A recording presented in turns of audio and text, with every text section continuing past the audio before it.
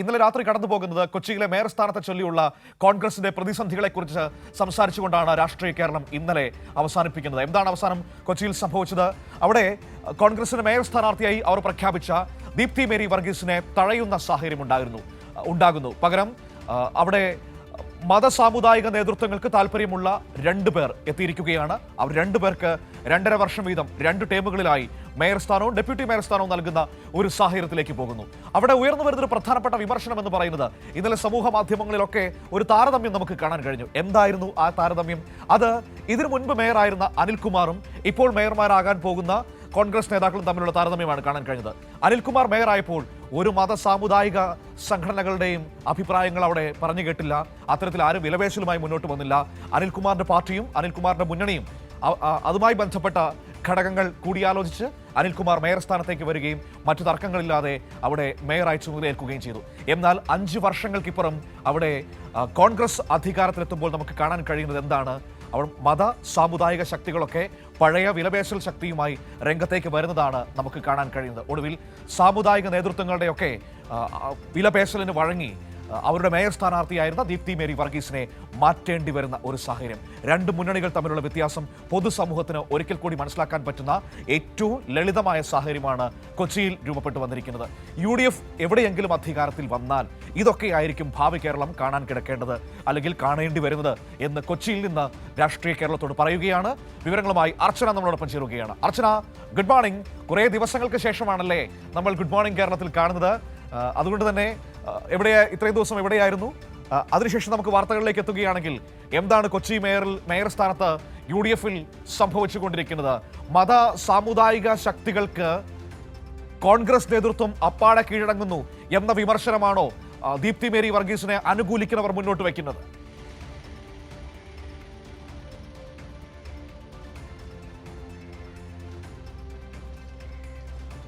Manu, very good morning. ആരോഗ്യ പ്രശ്നങ്ങളെ കുറച്ച് അവധിയിലായിരുന്നു. എന്തായാലും നമുക്ക് കൊച്ചിയിലേക്ക് വരികയാണെങ്കിൽ വലിയ രീതിയിലുള്ളൊരു ഭിന്നത രൂക്ഷമാവുകയാണ് കോൺഗ്രസിനെ സംബന്ധിച്ച്.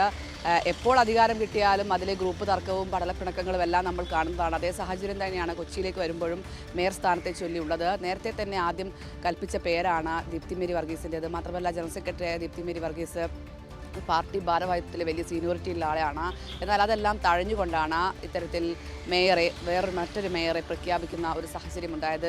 ഗ്രൂപ്പിൻ്റെ ഒരു കൃത്യമായ ധാരണ, അവരുടെ ഒരു കൈ ഇതിന് പിന്നിലുണ്ട് എന്ന് തന്നെയാണ് ദീപ്തി മേരി വർഗീസ് ആരോപിക്കുകയും ചെയ്യുന്നത്. എന്തായാലും ഇതുമായി ബന്ധപ്പെട്ട് കൂടുതൽ പ്രതിസന്ധിയിലേക്ക് കോൺഗ്രസ് പോവുകയാണ്. ദീപ്തി ഇന്നലെ വലിയ രീതിയിൽ പാർട്ടി നടപടികൾക്കെതിരെ ആഞ്ഞടിക്കുന്ന സാഹചര്യം കൂടി ഉണ്ടായിരുന്നു. അതിൻ്റെ ഘട്ടത്തിൽ കൂടിയാണ് ഇപ്പോൾ പാർട്ടി കടന്നു പോകുന്നത്. മാത്രമല്ല മുസ്ലിം ലീഗ് അടക്കം വലിയ വിമർശനവുമായി പ്രതിഷേധവുമായി രംഗത്തുണ്ട്.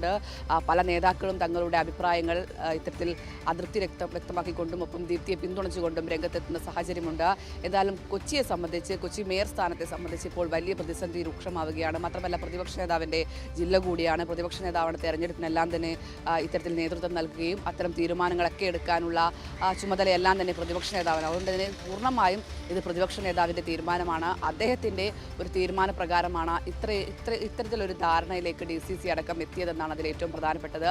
ഇതിൽ KPCC അധ്യക്ഷനടക്കം ദീപ്തി മേരി വർഗീസ ഇപ്പോൾ പരാതി നൽകിയിട്ടുണ്ട്. പ്രധാനമായും ഈ പാർട്ടി ഭാരവാഹിത്വത്തിൽ സീനിയോറിറ്റി പരിഗണിച്ചായിരിക്കണം മേയർ സ്ഥാനം പ്രഖ്യാപിക്കേണ്ടതെന്ന് നേരത്തെ തന്നെ KPCC വ്യക്തമാക്കിയതാണ്. എന്നാൽ ഈ ചട്ടങ്ങളൊന്നും പാലിക്കാതെയാണ് ഇത്തരത്തിൽ കൗൺസിലർ സ്ഥാനത്ത് ഇത്തരത്തിൽ സീനിയോറിറ്റി ഉള്ള മിനിമോളെയും ഒപ്പം ഷൈനി മാത്യുവിനെയും പരിഗണിച്ചത് എന്നാണ് ഏറ്റവും പ്രധാനപ്പെട്ട പരാതി. ഇതുമായി ബന്ധപ്പെട്ടാണ് ഇപ്പോൾ ദീപ്തി പരാതി കൊടുത്തിരിക്കുന്നത്. മാത്രമല്ല രഹസ്യ വോട്ട് തേടണമായിരുന്നു എന്നൊരു ആവശ്യം ആദ്യഘട്ടത്തിൽ തന്നെ ദീപ്തി ഉന്നയിച്ചതാണ്.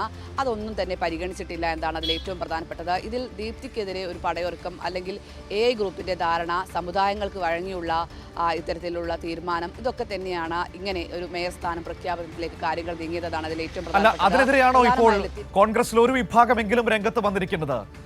ഈ മത സാമുദായിക വിഭാഗങ്ങൾക്ക് കോൺഗ്രസ് നേതൃത്വം അപ്പാടെ കീഴടങ്ങിയിരിക്കുന്നു, അതുകൊണ്ടാണ് ദീപ്തി മേരി വർഗീസിന് മേയർ സ്ഥാനം പോയത് എന്ന ആക്ഷേപവും വിമർശനവുമാണോ ദീപ്തിയെ അനുകൂലിക്കുന്നവർ മുന്നോട്ട് വയ്ക്കുന്നത്? ആ രീതിയിലാണോ അവർ KPCC നേതൃത്വത്തിന് പരാതി കൊടുക്കുകയും ചെയ്തിരിക്കുന്നത്?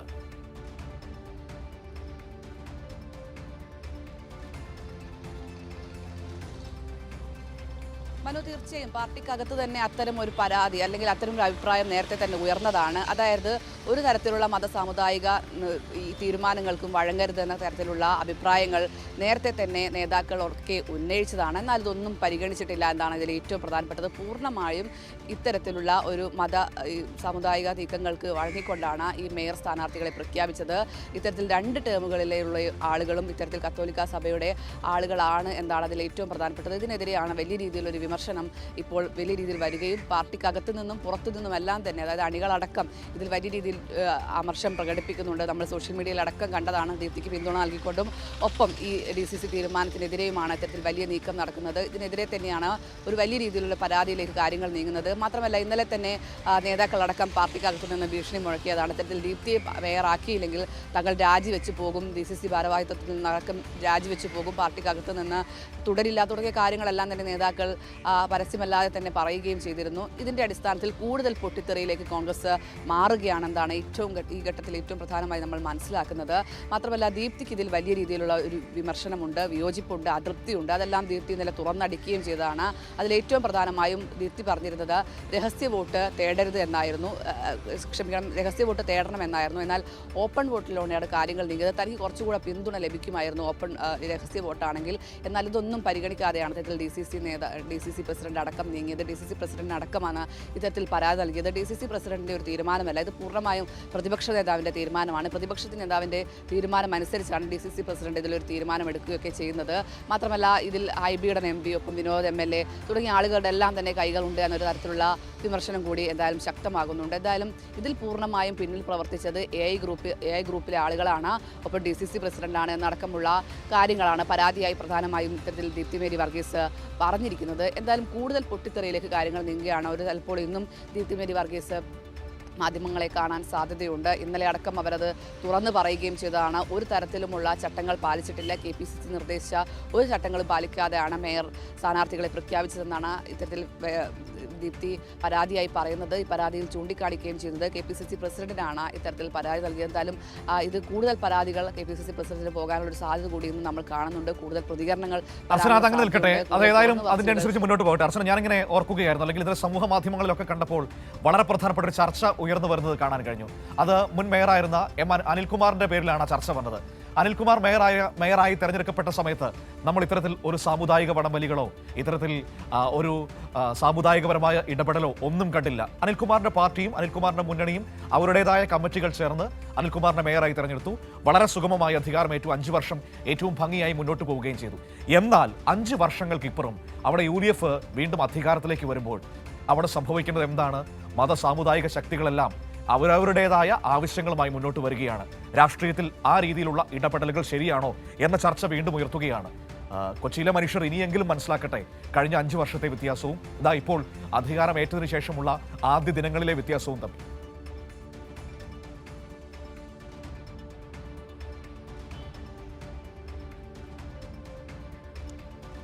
തീർച്ചയായും സോഷ്യൽ മീഡിയയിൽ അടക്കം അത്തരം ചർച്ചകൾ വ്യാപകമാണ്. കാരണം കഴിഞ്ഞ 5 വർഷം കൊച്ചിയിൽ നമ്മൾ കണ്ട വികസന പദ്ധതികൾ അത്രമാത്രമാണ്. ഒരു തരത്തിലുമുള്ള പടലപ്പിണക്കങ്ങളില്ല, പാർട്ടിയിൽ നിന്നുള്ള ഒരു തരത്തിലുള്ള പ്രശ്നങ്ങളും ഒന്നും ഉണ്ടായിട്ടില്ല. അത് മാത്രമല്ല ഓരോ ഇടവേളകളിലും ഇത്തരത്തിൽ വികസന പദ്ധതികൾ നമ്മൾ കാണുകയും ചെയ്യുന്നതാണ്. കൊച്ചിയെ സംബന്ധിച്ച് ഈ സമൃദ്ധി, ഒപ്പം ബ്രേക്ക് ത്രൂ, ബ്രഹ്മപുരം തുടങ്ങിയ ഉദാഹരണങ്ങളെല്ലാം തന്നെ നമ്മുടെ മുന്നിലുണ്ട്. കഴിഞ്ഞ 10 വർഷം, അതിന് മുന്നേ ഉള്ള 10 വർഷം UDF ഭരിച്ചപ്പോൾ എന്തായിരുന്നു കൊച്ചിയുടെ അവസ്ഥ എന്ന് കൺതുറന്ന് ജനങ്ങൾ കണ്ടതാണ്. അതിൽ ഏറ്റവും പ്രധാനമായും വെള്ളക്കെട്ടിൻ്റെ ഏറ്റവും ദുരിതം അനുഭവിച്ച ഒരു കാലഘട്ടമായിരുന്നു കൊച്ചിയെ സംബന്ധിച്ചത്. ഒരു ചെറിയ മഴ പെയ്താൽ പോലും കൊച്ചി പൂർണ്ണമായി മുങ്ങുന്ന ഒരു സാഹചര്യം. അത്തരം വാർത്തകളൊന്നും നമ്മൾ ഈ കാലഘട്ടത്തിൽ, അതായത് LDF കൊച്ചി കോർപ്പറേഷൻ ഭരിച്ച സമയങ്ങളിൽ നമ്മൾ കണ്ടില്ല എന്നാണ് അതിൽ ഏറ്റവും പ്രധാനപ്പെട്ടത്. മറ്റൊരു ഉദാഹരണമാണ് ഈ ബ്രഹ്മപുരത്തിൻ്റെ കാഴ്ച കുന്നുകൂടിയ മാലിന്യമല ഈ 10 വർഷം ഭരിച്ച UDFൻ്റെ നിക്ഷേപമായിരുന്നു. അതിൽ യാതൊരു തരത്തിലുള്ള നടപടികൾ എടുക്കാനോ അല്ലെങ്കിൽ ആ മാലിന്യമല നീക്കാനോ ഒന്നും തന്നെ UDF അതിൽ ശ്രമിച്ചിട്ടില്ല. അതിനുശേഷമാണ് ഇത്തരത്തിൽ അതിന് തീപിടിക്കുന്ന ഒരവസ്ഥ, കൊച്ചിയെ ജനങ്ങൾ പൂർണ്ണമായും ദുരിതത്തിലാകുന്ന ഒരു അവസ്ഥയൊക്കെ ഉണ്ടായത്. LDF ഭരണത്തിൽ വന്നതിന് ശേഷമാണ് ആ മാലിന്യമല പൂർണ്ണമായും നീക്കി ഇന്നവിടെ പൂക്കൾ വിരിയാൻ തുടങ്ങിയത്. ഇത്തരം വികസന പദ്ധതികളെല്ലാം, ഇത്തരം നേർക്കാഴ്ചകളെല്ലാം നമ്മുടെ മുന്നിലുണ്ട്. ഇതിനിടയിലാണ് ഇത്തരത്തിൽ മേയർ സ്ഥാനം കിട്ടിയതോടുകൂടിയുള്ള ചരട് വലികളും ഇത്തരത്തിൽ സാമുദായിക സമ്മർദ്ദങ്ങൾക്ക് വഴങ്ങിയുള്ള കീഴ്വഴക്കങ്ങളും നീക്കങ്ങളും എല്ലാം തന്നെ നമ്മൾ കാണുന്നത്. എന്തായാലും ഇത് വലിയ രീതിയിൽ ഇത്തരത്തിൽ ചർച്ചയാവുകയാണ് സോഷ്യൽ മീഡിയയിലടക്കം. ഒരു സമയം 5 വർഷം വികസന പദ്ധതികൾ മാത്രം ചർച്ചയായ കൊച്ചിയിൽ ഇപ്പോൾ ഇതാ പടലപ്പിണക്കങ്ങളും ചരടുവലികളും മേയർ സ്ഥാനത്തെ ചൊല്ലിയുള്ള തർക്കങ്ങളും ഗ്രൂപ്പ് തർക്കങ്ങളും AI ഗ്രൂപ്പുകളുടെ തർക്കങ്ങളും എല്ലാം തന്നെയാണ് നമ്മൾ കാണുന്നത്. ഇത് ജനങ്ങൾ നേരിട്ട് കാണുകയാണ്. എന്തായാലും കൊച്ചിയെ സംബന്ധിച്ച് ഇപ്പോൾ ഭരണം കിട്ടിയതോടുകൂടി കോൺഗ്രസ് പൂർണ്ണമായും പ്രതിസന്ധിയിലായിരിക്കുകയാണ്. പതിവ് പോലെ എല്ലായിടത്തും നമ്മൾ കാണുന്നത് പോലെയുള്ള കോൺഗ്രസിൻ്റെ ഗ്രൂപ്പ് തർക്കങ്ങൾ തന്നെയാണ് ഇവിടെയും സംഭവിച്ചത്. ഒപ്പം സാമുദായിക സമ്മർദ്ദങ്ങൾക്ക് വഴങ്ങിയുള്ള തീരുമാനങ്ങൾക്ക് കോൺഗ്രസ് മുന്നോട്ട് പോകുന്നു എന്നൊരു നേർക്കാഴ്ച കൂടെ നമ്മുടെ മുന്നിലുണ്ട്. എന്തായാലും ഇതുമായി ബന്ധപ്പെട്ട് കോൺഗ്രസിനകത്ത് നിന്ന് വലിയ പൊട്ടിത്തെറിയുണ്ട്. ആളുകൾ വിമർശനവുമായി എത്തുന്നുണ്ട്. ഇന്നലെ മുസ്ലിം ലീഗ് അടക്കം ഇന്നലെ പരസ്യമായി പ്രതിഷേധിച്ചതാണ്, നമ്മൾ കാണുകയും ചെയ്തതാണ്. ഡെപ്യൂട്ടി മേയർ ഇത്തരത്തിൽ ഡെപ്യൂട്ടി മേയറെ മുസ്ലിം ലീഗ് പറയുന്ന ആളെ നിയോഗിക്കണമെന്നടക്കം കാര്യങ്ങൾ പറഞ്ഞിരുന്നെങ്കിലും അതൊന്നും പരിഗണിച്ചില്ല. ഇതോടെയാണ് മുസ്ലിം ലീഗും ഇത്തരത്തിൽ വലിയ രീതിയിൽ രംഗത്തെത്തുന്ന സാഹചര്യമുണ്ടായത്. ഇന്നലെ മാത്യു കുളനാടൻ അടക്കം ഫേസ്ബുക്കിൽ പോസ്റ്റിട്ട് നമ്മൾ കണ്ടതാണ്. ദീപ്തിയെ പിന്തുണച്ചുമൊപ്പം ഈ തീരുമാനത്തിൽ വലിയ അതൃപ്തി പ്രകടിപ്പിച്ചുകൊണ്ടാണ് ഇവരെല്ലാം തന്നെ ഫേസ്ബുക്കിൽ പോസ്റ്റ് ഇടുന്നത്. എന്തായാലും പാർട്ടിക്കകത്ത് വലിയ ഒരു ഇത്തരത്തിൽ വിയോജിപ്പുകളും ചൊടിപ്പും എല്ലാം തന്നെ രൂപപ്പെട്ടിട്ടുണ്ട്. അത് കൂടുതൽ വഷളാകുന്ന രീതിയിൽ അല്ലെങ്കിൽ കൂടുതൽ പൊട്ടിത്തെറിയിലേക്ക് കാര്യങ്ങൾ നീങ്ങുകയാണ്. എന്തായാലും മേയർ സ്ഥാനത്തെ ചൊല്ലി ഇപ്പോഴും കോൺഗ്രസിൽ പ്രതിസന്ധി തുടരുകയാണ്. ഇതെല്ലാം പ്രതിപക്ഷ നേതാവിൻ്റെ നീക്കങ്ങളാണ് എന്നാണ് ഒരു വിഭാഗം പറയുന്നത്. മാത്രമല്ല ദീപ്തി മേരി വർഗീസ് KC വേണുഗോപാലൻ്റെ ആളാണ്. അതുകൊണ്ട് തന്നെ അത്തരം ഒരു പിന്തുണ ദീപ്തിക്കുണ്ടായിരുന്നു. മാത്രമല്ല പാർട്ടിക്കകത്ത് ദീപ്തി അനുകൂലികളുണ്ട്. ഇവരെല്ലാം തന്നെ ഇപ്പോൾ പൂർണ്ണമായും വിയോജിപ്പിച്ച് നിൽക്കുകയാണ്, പ്രതിഷേധത്തിലാണ്. അവരെല്ലാം തന്നെ രംഗത്ത് വെത്താനുള്ള ഒരു സാധ്യതയുണ്ട്. എന്തായാലും കോൺഗ്രസ് വീണ്ടും പ്രതിസന്ധിയിലായിരിക്കുകയാണ്. ദീപ്തിയെ പൂർണ്ണമായും വെട്ടിക്കൊണ്ട് സാമുദായിക സമ്മർദ്ദങ്ങൾക്ക് വഴങ്ങിക്കൊണ്ടാണ് ഇത്തരമൊരു തീരുമാനത്തിലേക്ക് കോൺഗ്രസ് കടന്നത്. മനു, ശരി, ഓക്കെ, താങ്ക് യു അർച്ചന. അർച്ചനയാണ് വിവരങ്ങൾ നമുക്ക് നൽകിയത്. ഏതായാലും കാര്യങ്ങൾ വളരെ രസകരമാണ്. പൊതുസമൂഹം മനസ്സിലാക്കേണ്ട ഒരു വിഷയം കൂടിയാണ് ഇപ്പോൾ കൊച്ചിയിൽ സംഭവിച്ചുകൊണ്ടിരിക്കുന്നത്. കാരണം വെച്ച് കഴിഞ്ഞാൽ UDF എവിടെയെങ്കിലും അധികാരം കിട്ടിയാൽ എന്തായിരിക്കും സംഭവിക്കുക എന്നതിൻ്റെ വലിയൊരു നേർക്കാഴ്ച കൊച്ചിയിൽ നിന്ന് നമ്മളിതാ കണ്ടുകൊണ്ടിരിക്കുകയാണ്.